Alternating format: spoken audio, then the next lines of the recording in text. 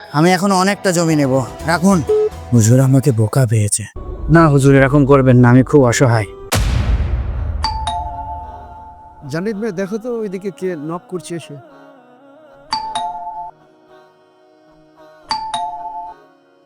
আসসালামু আলাইকুম। ওয়ালাইকুম আসসালাম। হুজুরের সাথে একটু দেখা করতাম। বাবাজি, কি খবর? এসো এসো, বসো বসো, এখানে বসো। হুজুর, আপনি তো গরিবদের সাহায্য করেন, তো আমাকে যদি একটু সাহায্য করতেন তো আমার বড় উপকার হতো।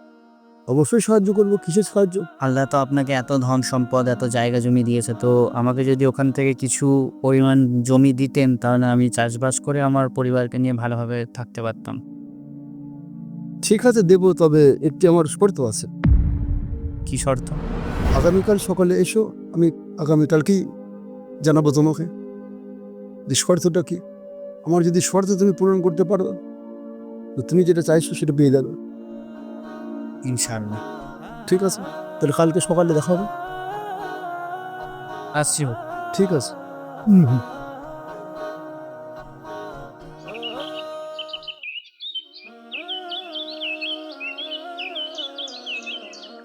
হুজুরের এত বড় বাগান, এই বাগানটা নিতে পারলে কাজ আছে।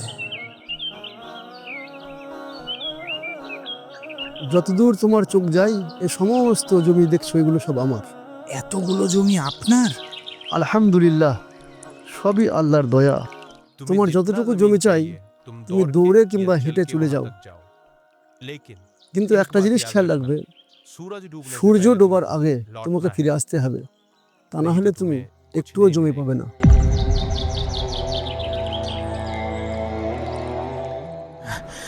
হুজুরের সব জমি নেব আজকে আমি বড়লোক হয়ে যাব। আরো দৌড়াতে হবে, আরো দৌড়াতে হবে।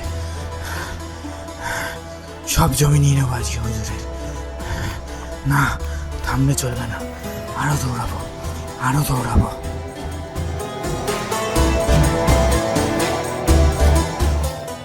জানিদ প্রিয়া, জানিদ প্রিয়া ছেলেটিকে তো এখনো দেখা যাচ্ছে না, কিন্তু অনেকক্ষণ গেছে। কোথায় গেল? এখনো তো ছেলেটিকে দেখতে পাচ্ছি না। ছেলেটি কোথায় গেল? এখনো দেখা যাচ্ছে না। ধরে যাচ্ছে যে ছেলেটি লোভী আছে, সামান্য পরিমাণ জমি নিয়ে খুশি থাকলেই পারত। দাঁড়াও, জানিস প্রিয়া, একটু ফোন করি ছেলেটাকে।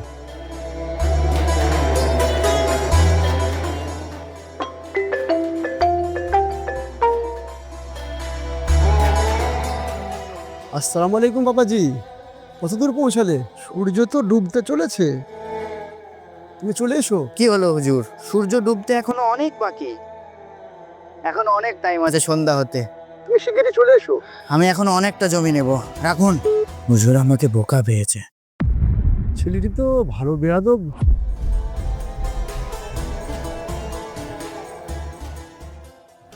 50 বিঘে আমার, আরো চাই, আরো লাগবে, আরো লাগবে, আরো দৌড়াতে হবে আমাকে।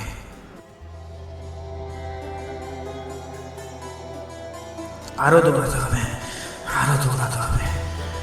60 বিঘে আমার। হুজুরের কিচ্ছু রাখবো না, সব আমি নিয়ে নেব।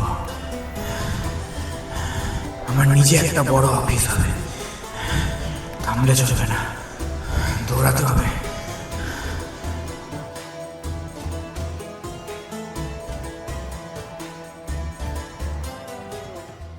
সূর্য তো ডুবতে চললো, তাড়াতাড়ি যাই, না রে হুজুর কিচ্ছু দেবে না। হুজুর, হুজুর আমাকে মাফ করে দেন।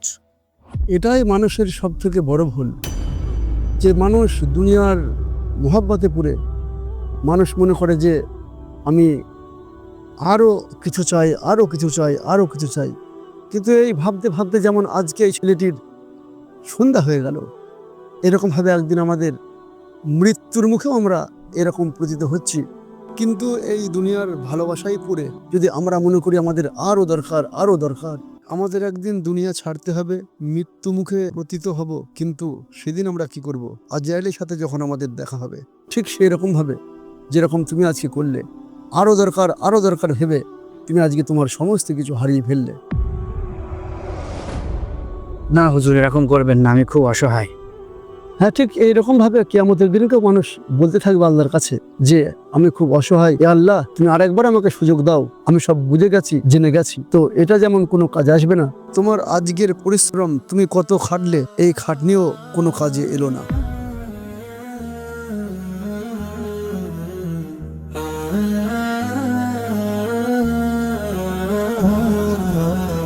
লালসা করুণা, লালসা করুণা, দুনিয়াতে কিছু নেই, সব আছে আখিরাতে। লালসা করুণা, মন ভুলো না, আল্লাহর পথে শান্তি এটাই নিয়ামতে। চোখের লালসা পথ ভুলায়, মনের রাসূলুল্লাহ সাল্লাল্লাহু আলাইহি ওয়াসাল্লাম বলেছেন, দুনিয়াতে তুমি একজন মুসাফির অথবা পথচারীর মতো হয়ে থাকো। হযরত আব্দুল্লাহ ইবনে ওমর রাদিয়াল্লাহু আনহু বলেন, রাসূলুল্লাহ সাল্লাল্লাহু আলাইহি ওয়াসাল্লাম আমার কাঁধে হাত রেখে এ কথা বলেছিলেন। করুণা, লালসা করুণা।